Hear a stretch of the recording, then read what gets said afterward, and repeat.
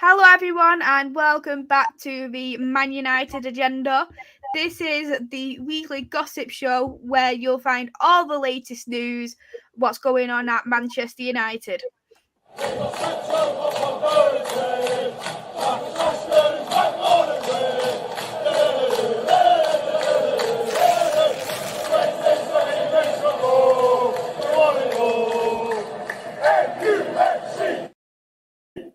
Hello, everyone. Welcome back to the Man United agenda. Today, I have got a Monday. How are you, a Monday?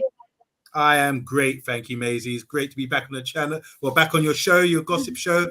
We did it was last week and the week before, so I'm becoming a bit regular now. I'm chuffed about that. Yeah, happy to go in. Let's do this. Exactly. I absolutely love having How are you? How are you? How are you? How are you doing? How was your day? Very good, thank you. Just time to relax now, just doing what I love to do. But everyone who's watching at the moment, please hit that like and subscribe button. Hello as well there to Matthew who's in the chat. I hope you're well. So we'll start with the first topic, what is going on at Manchester United, and this is regarding the future of Donny. Rumours are suggesting Donny doesn't have no future now at Manchester United, so potentially could be leaving in the summer. What are you thinking about this on Monday? Do you think that is a wise decision, especially knowing how the squad depth is at the moment? I don't know. It's interesting to have this is a good discussion, really. I think there's a few factors that we have to consider. We having a new manager in the summer, so maybe the new manager. It's not what I think; it's what the new manager thinks. And if we're in touch with this manager at the moment, they will clearly be asking him, "What about Martial, who's got another year's contract? What about Donny? All these players will come into consideration." As a fan, I can speak for what I believe. I like Donny. I think he's, as we saw for Everton on his debut, he had a stormer. He was really exciting. I went and watched most of the games, and obviously because I'm doing player cam on him now, because a lot of United fans haven't seen him play a full game. That was his first. Apparently, that's his first full 90 minutes in the Premiership. So welcome to the Premiership, Donny van der Beek. 2 years or a year and a half after you just arrived, at the club. So I don't know, man. I like Donny as a player. From what I saw at Ajax, now we can make a true assessment of him as fans at Everton, and he had a great performance. Yeah, I think he provided an assist. He was involved in the goals, involved in the play. He looked happy. People might say Everton, is that style suit him? Maybe. I think it does. The fans will get behind him, and he's he's a showpiece player now. Everyone will be looking at him because he's getting game time now and deciding, is he available? Are we going to let him go? If that's the question. So there's a load of question marks here about it. Me personally, I think he's a baller. And I prefer ballers in our team to sort of guys maybe with physical. I'd rather focus on technique and IQ. Those are the real main factors. A bit like Ajax, what they do. They focus on IQ, technique as youngsters rather than the physical. That will come later. And then that is something you would always have. Some in English football, I think traditionally we've always had, if he's 6 foot tall at 15, he's going to make it. The short guy might not make it, that sort of thing. So I think we need to reverse that and get players like Donny van der Beek, and look at the model of Manchester City as well. They got short players who focus, and they focus on technique as well. They're very successful. So I'll be watching him. I'm not going to make a full judgment yet, but I do want him back at Man United, and I do think he can contribute a lot to Man United if he plays. So did you watch the game? Did you watch the Everton game? Did you see much?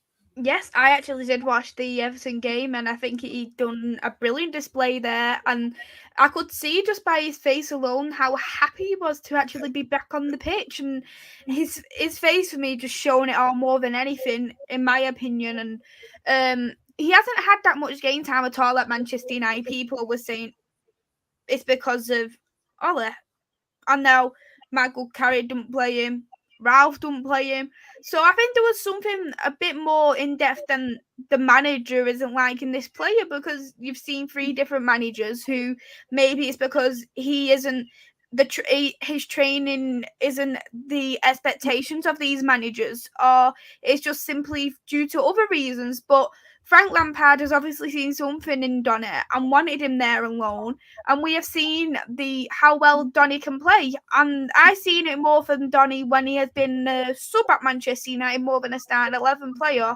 And I've always said, if we do play Donny, use him as a sub. He'd be much better as a substitute, because we just don't really see him at his best when he was that starting 11 player. And I think, is that because he hasn't had too much game time to be a regular starting 11 player? But as you have mentioned, his IQ for the game is absolutely brilliant. He reads the game. He knows what kind of moves, what kind of touches he should make on that ball to progress the ball forward. And we've seen a lot of that in the Everton game. He got man of the match there for Everton as well. So I've been looking forward to see on how he will be going forward there for Everton till the end of the season.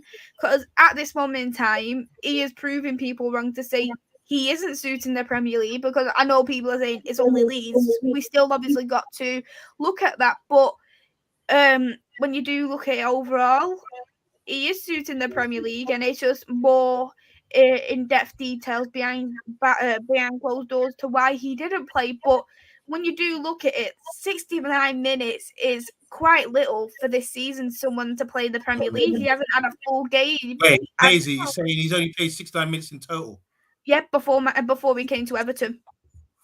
You see what I mean? That's disgraceful.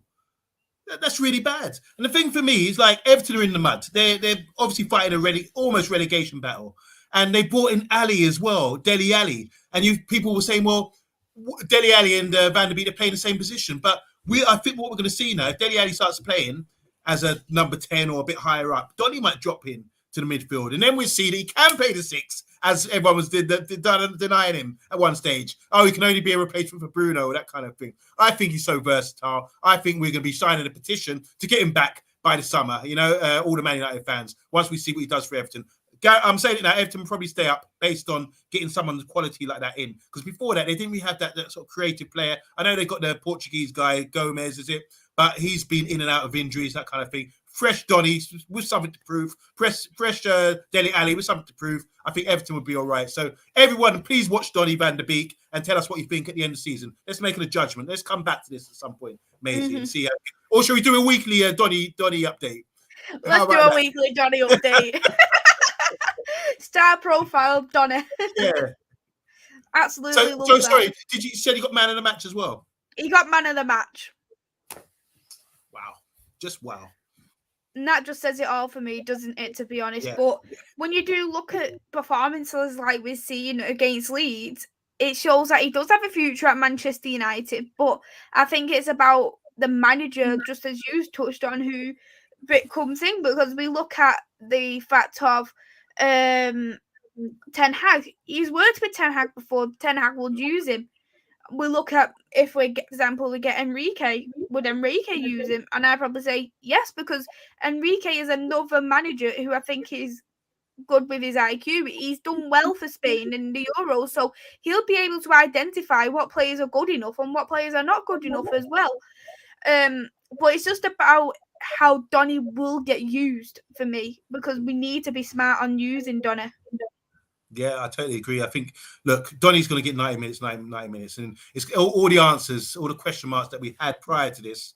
Not that we did, but certainly there's, like you were saying, I don't know if we want to sort of dwell into this too much, but the reason why Carrick didn't play him, why Ollie didn't play him, and why Ralph wasn't playing him, is that something, are we speculating here that it was something about his character? Because he seems to be a very professional player.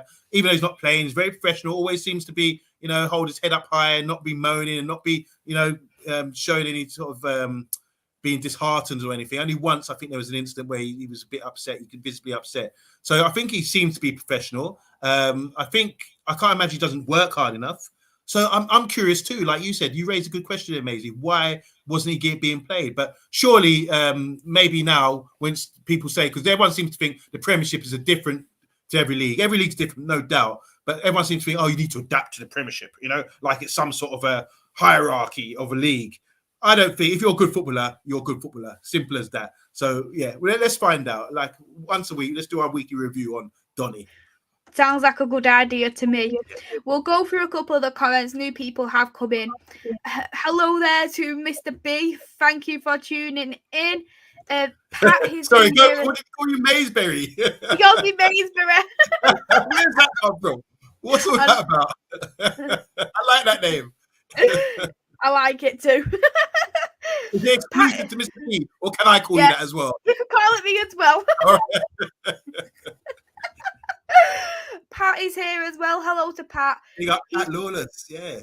He's been at the club less and played less than most of our players, and we still sing his name.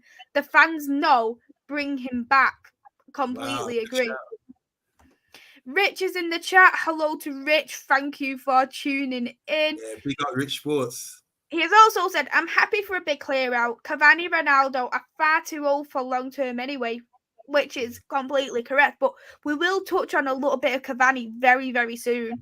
Okay. Hello there to Matteo. Thank you for tuning all in. The way from the USA on the Miami coast. Rolling, probably roller skating up and down the coast right now, you know. Big up Matteo, man. Love you. Just as Solo has said, hit that like button. I can see there's a few people in there, so everyone hit that like button. And if you're new, hit that subscribe button as well. Hello there to Niall. Thank you for tuning in. And hello to Ankit. Thank you as well for tuning in too. And Andrew. Can we just congratulate Ankit on Chelsea winning the club championship or whatever it was? Even if they had to go to extra time against the Brazilian side, it doesn't matter. You still win the trophy. And welcome to our club. You know, we've done that before, and Liverpool, we only British clubs to win that. So big up to Chelsea. That was a good win. Yeah. Another trophy there for Thomas Tuchel. 3 trophies as a Chelsea manager, so can't deny that at all for Chelsea. But hi to Andrew. I'm not too sure who's Mrs. Maguire. Is that you, Andy? That's a joke on me, yeah. I'm divorcing him. I already put the paperwork through. I'm divorcing Maguire, so those jokes gonna have to stop. He cheated on me. He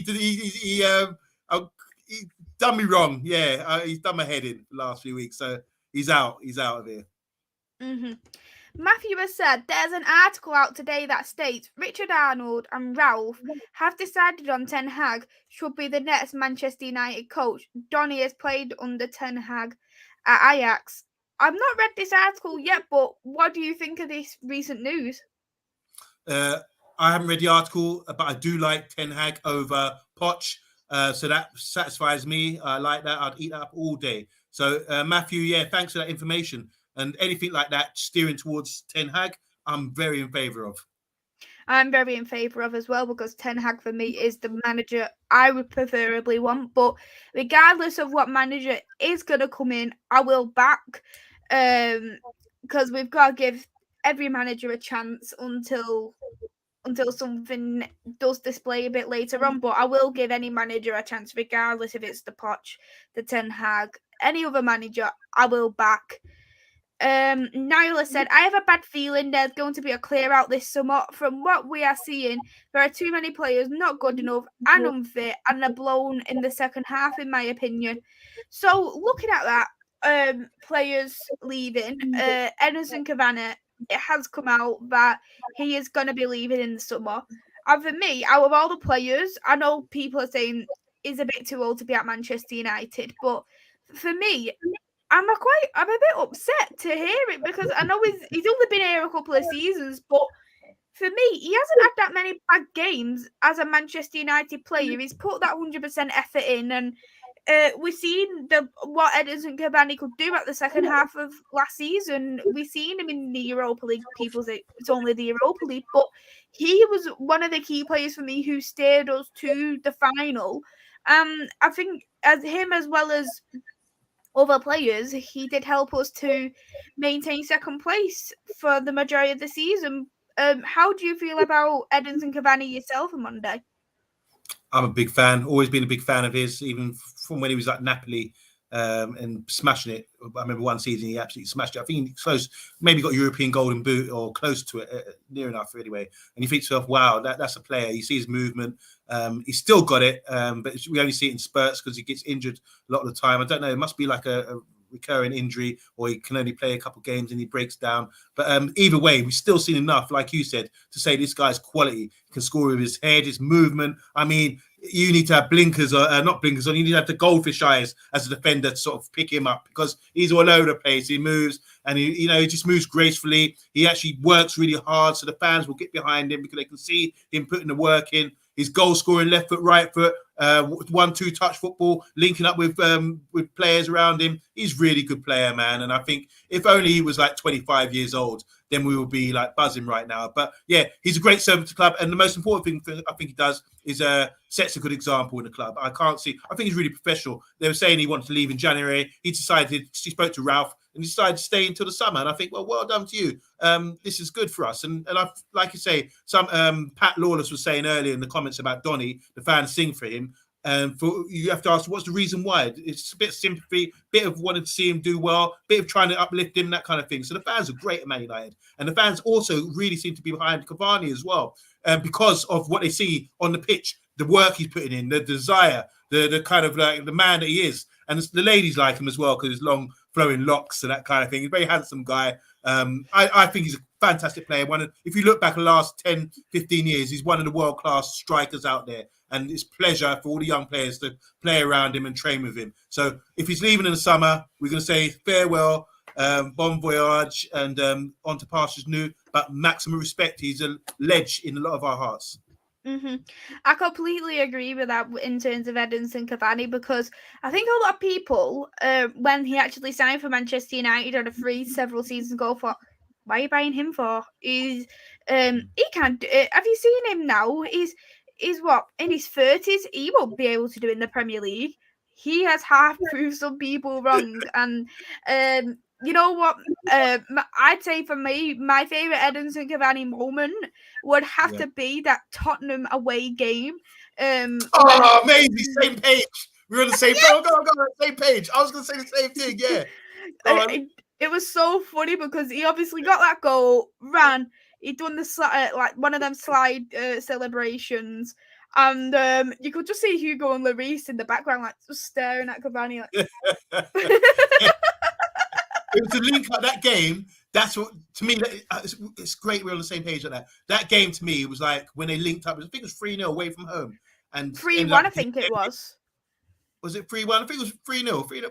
We murdered him. And this is the last game. It was 3-1 because Son scored in the first half, and we drew 1-1 at half time. Because our goal got disallowed because Cavani nearly had a first goal in the first half. It got disallowed due to Scott McTominay foul on Son. And then several minutes later, Son scored. I was actually at the game doing the interview and all that kind of thing. But what really buzzed me was the link-up play. Him, Bruno, Ronaldo, like pop, like telepathic stuff, you know? And that's world-class, the way we open them up. And I think, oh, man, this is what we want. This is what we need. And I think he done a goal where he sort of dinked it. He just, when it comes to finishing, he is quality, you know, one-on-one. He can dink a guy, he doesn't have to shoot hard all the time. Like, he's got it all in his locker. And Lied, to me, showtime. That was showtime for me. I'll go back after the show and watch those goals again because it sweet me. It sweet you. It sweet everybody. And since then, man, I wanted to play most of the time. And when he does come on, say he's going to give you something. He's going to give you that movement. He's going to give you that desire. And you give him a chance, feed him, and he will be up there and creating chances and scoring. So, yeah, love Cavani, man. Great in that Tottenham game. Anyway, yeah, let's go back after the show and watch the Tottenham game again. Watch those goals. It was just a brilliant game. And I think with Edinson Cavani, as well as him on the ball, he's brilliant off the ball as well. I think he's one of our best pressers at the club. He will track back if he needs to track back as well, and he will put the dirty work in, which not everybody likes to do. Dirty football, not everyone likes to do it, but Edinson Cavani will do dirty football if that is the case. But as you have said, I really wish we got him in his prime, but we all know we can never get a player in the prime. It's always a bit too late or too early. Yeah. We get a bit of a rep for that. Zlatan, now Cavani, Ronaldo, you know, we're like the retirement old boys' house. You know, it's not right. Let's start scouting and get our scouting correctly. I suppose, though, we could say, though, we absolutely love players that are free from PSG. Yeah. And we love beating them as well, like we did in the Champions League a couple of times away from home. So, yeah. Mm-hmm. Everyone hit that subscribe button if you're new. There's the link in the chat. Niall, it's also Cavani's birthday today. Happy birthday to Cavani. Big up Cavani. Happy birthday, man. Thank you for the memories. Tottenham memory. Only 10 more likes from 20 likes. Smash that like button, smash the subscribe button as well. Thank you so much for that, Niall. And Matthew has said Cavani chip versus Fulham. Do you remember it was last season, and it was the same day where they was doing the play of the season, goal of the season for Man United, and then that game, Edison Cavani scored from the halfway line. Oh Lord, yeah, I remember now. Wow. So there's more than one moment. So I'm gonna have to check that one out again as well. You won't be disappointed, that's for sure, because that should have been Premier League goal of the season, but I think Lamela got it in the end. So Cavani robbed.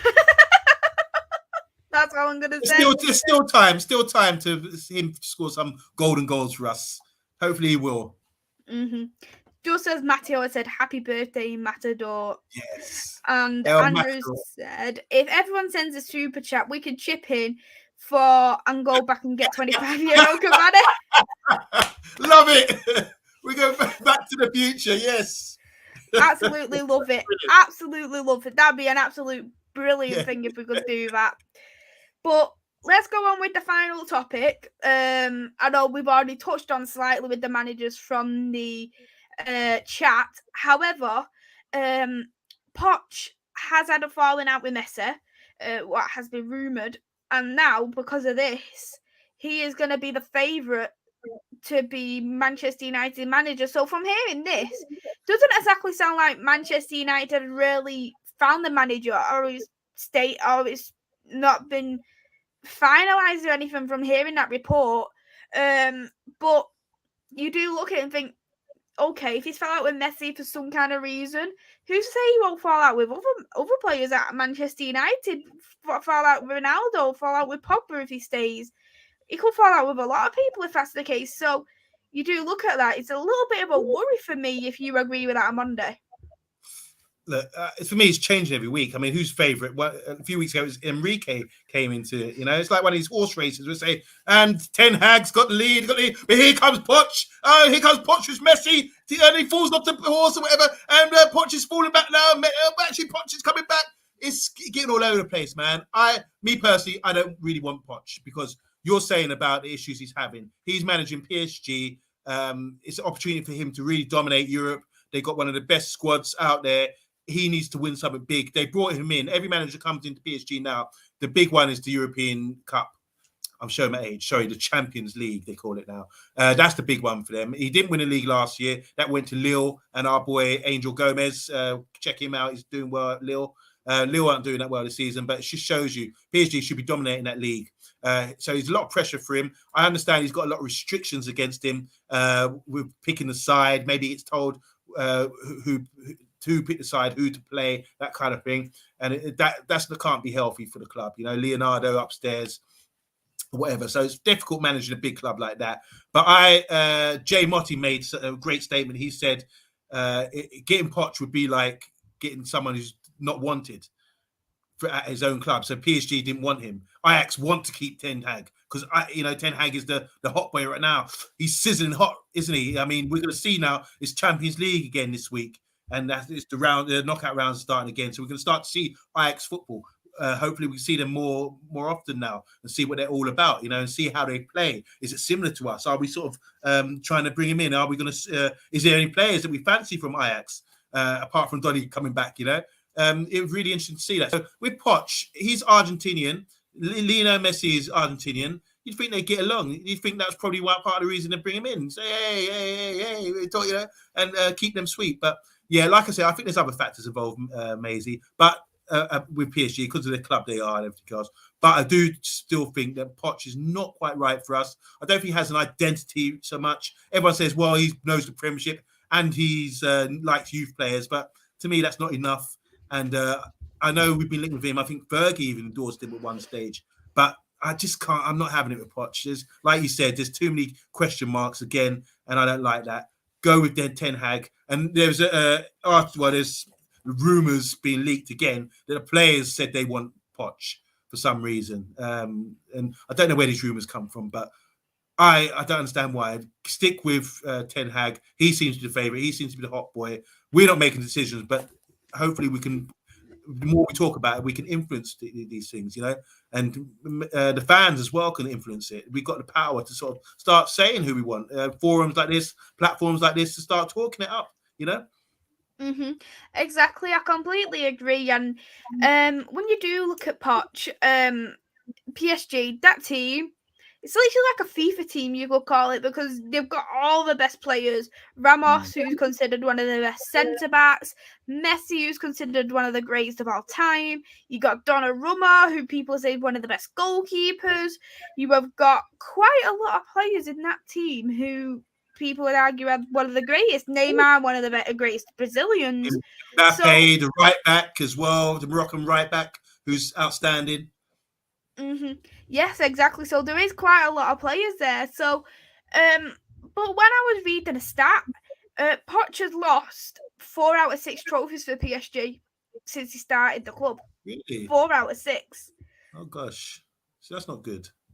No, that isn't good. And you do also look at transfer windows from Tottenham. He spent 2 transfer windows without getting anybody, without strengthening that squad, knowing that they got into a Champions League final. They've obviously lost that, and I actually respect Poch for going into that Champions League final for Tottenham, because even I'd say Tottenham is a very toxic place to manage a club from, as well as PSG, knowing the board of there too. So I can imagine they was a very difficult team to be at, and knowing that you couldn't get anybody for 2 transfer windows, I think that raises alarm bells for me as well. I'm not really qualified to talk about that. I'd rather get someone from Paxton Road. I'm going to big them up, Paxton Road, as the Spurs channel. I might ask them actually about that, because from what I thought at the time was that they didn't give him the money to strengthen him, and that's why he was unhappy. I'm not sure, because you get into you're overachieving by getting in top 4 for many years, and then getting to the Champions League final, and then at that point you'd say to yourself, well, that's when Daniel Levy should really invest and start saying, right, I'll give you what you want, I'll open the checkbook. And apparently they didn't. There was a couple of windows where they didn't make any signings. I don't think it was down to Poch. I'm sure Poch would have said, look, we need to get these sort of players in, and they were kind of restricted again. So I think with Tottenham and with PSG, he's had a few issues there. And I think it doesn't there's still no evidence for me to say why he should suddenly come to us and be the Messiah all of a sudden. What is he going to do, or what has he shown that he can do that I would say Ralph can't do? For example, I'm a big Ralph endorser. I'd rather have Ralph than Poch at this stage. You know, that's how. And I'm not disrespecting Poch. Obviously, he's a good manager and everything else. But I just think going forward, where we're at the moment, we need someone who I feel is going to spark us. And I think Ten Hag would spark us and give us something new and fresh and modern. Yeah, Poch has had his time. He's at PSG. He's had top jobs. He's been at Tottenham. And I just think he's a bit dated now. So I want a fresh, young, new manager, or stick with Ralph. I would absolutely love for a different kind of style of play to come to Manchester United, because we've seen Louis van Gaal, we've seen Jose Mourinho, very defensive type of football, and for me, I'd argue, as much as that won us trophies, it just wasn't for me Manchester United's philosophy, what we have seen in the past. And Ole Gunnar Solskjaer comes in, and it just seemed like in the end it was like, well, our defensive play isn't the best, so we will just concentrate on full on attacking. So there wasn't that true balance there for me. So we need a manager who is able to balance the squad. I'm knowing that there is going to be roughly around at most 8-9 players who's leaving. This is a perfect time for a new manager to come in to rebuild the squad. Yeah, and who's better at rebuilding a squad? Ten Hag. Yeah, exactly. You look, man. I mean, you should be the PA or the spokesperson for Ten Hag, because you just build him up wickedly there. You know. And I totally agree. Yeah, like what we say, we're clearing out the squad. This is why I don't think Ralph really brought in many people in, because the next person that comes in can say, right, I can, create this, I can mold this to how I want it to be, rather than having to say, right, I need to give it this, and this. Ralph's doing that job kind of now. So I'm sure there's communications going on right now. They're planning. The best planner is the one that succeeds, really. And I think hopefully the club are starting to realize that and starting to plan, because I was told the other day that we're like 10 years off Liverpool and Manchester City. And that, I was like, I went to come back and I realized maybe they're right. And it hurt my heart. And so you do need something like a revolution to happen, for change to happen. You have to get peace. You have to go through war. And I think that's what we're going through now. There's a lot of negative things coming at the club and a lot of things happening at the club. But I think you're weaning out, you're bringing to light all the darkness that was going on inside the club. So sometimes I call this the revolution of Manchester United. We need to catch these guys. We need to get back on top. And when you say, yeah, we won trophies, we haven't. Trophies to me is the league and the Champions League. Yeah, beyond that, I'm like, yeah, standard. League and Champions League. That should be the benchmark. And it's not nice that teams like our rivals, Liverpool and Man City, are the ones dominating us at the moment. It's horrible as a United fan. So, yeah, revolution. Let's do it. Mm-hmm. Yes, we do need that. We do need that completely. I completely agree with you there. And a rebuild does need to happen. And I'd even say from top to bottom, the rebuild needs to happen. So, Ten Hag manager, potential Van der Sar could be leaving Ajax. So, like it. hello to Van der Sar. Potential as well, with obviously Ralph going as that consultancy role, so that helps in terms of the board. So a couple of shifts up there would be brilliant. A couple of someone who loves the club and also has that good IQ, as you mentioned, because Van der Sar definitely does have IQ for me. He's shown at Ajax and he's shown it as a player, as a goalkeeper for many, many years. You listen, there's ways of sustaining clubs. Ajax a few years ago, they had a model which kept them going. The reason they had the success recently is because they bought that guy. They decided to go against it. There's Overmars as well involved in this. The reason, when I say success, when they got to the semi-final of the Champions League, which is massive for a club in the Dutch league, it hasn't been done since '95. So, or '96, sorry, they got to the final as well, I believe. But I think when you see how their model, it was like bring young players through, buy the best players in the Dutch leagues, bring them through, buy Brazilians or get cheap, develop them, develop the youth players. Their youth academy is fantastic. Bring them through, sell them for profit, make the money back. So what they did to make themselves tweak themselves a little bit more is they decided we're going to buy an experienced players. So they brought Danny Blind back. Remember our boy Danny Blind? And they brought in a guy from Southampton, the Serbian guy, who was an average Premiership player, but he was a revelation for them.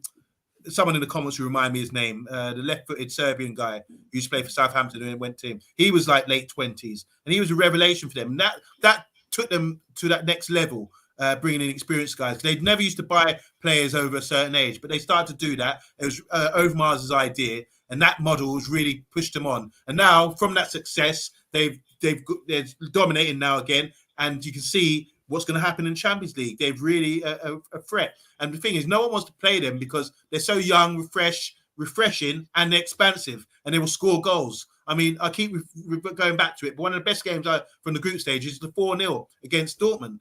When everyone's talking about Dortmund, their style of football, they're very good.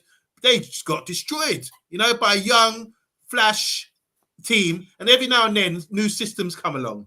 And you need to get on the boat. Like Chelsea did when Mourinho came along with his style of play. They dominated. They jumped in, right, we've got to get on this straight away. And with Ten Hag, he's tweaked it. He's seen other styles of football and everything else. He's tweaked it. So we need to jump on that boat now and get with it, get with the times, because we're playing sort of dark ages football. We have been previously. Like you said, with Van Gaal, with Mourinho, it was kind of dark age football. And then we think, we want the United way. So we bring in Ollie, who played during the United way, and said, let's do that. Let's attack. Let's do our thing. Let's play like that, and those sort of characteristics. But he didn't have the coaching now to do the job. So now it's like, let's get on with who's the fresh guy. Liverpool looked out. They saw Klopp was the fresh guy, the new guy on the block, and they went with it. And now they're playing some really great football. Let's do the same. Let's get the new, refreshing, new brand of football and stick with the times. And that's why I say Ten Hag is the man. And I want to be Ten Hag spokesman as well as you, Maisie, because we're both endorsing him on this show. Team Ten Hag, let's just say. We'll go through a couple more of the comments and then we'll wrap up. Tadic. Thank you, Matteo. Tadic, that was the guy, Serbian guy. Nyla said, not for me, Maisie is not my choice. Said from day one, I'm all for Ten Hag, not convinced by Poch. If he does end up getting it, we all need to back him, sadly. Matteo has said, Messi is one of the GOAT, but he isn't a great person to fans, teammates, coaches, and opponents, which, didn't know that myself, but that doesn't sound good neither. Anthony, hello to Anthony. Thank you for tuning in. Think we have found the next commentator for the horse racing. And it's Ten Hag. And he's going to win the Grand National. He's coming to Man United. Yes. Come on. Solo. At bench free. Yes.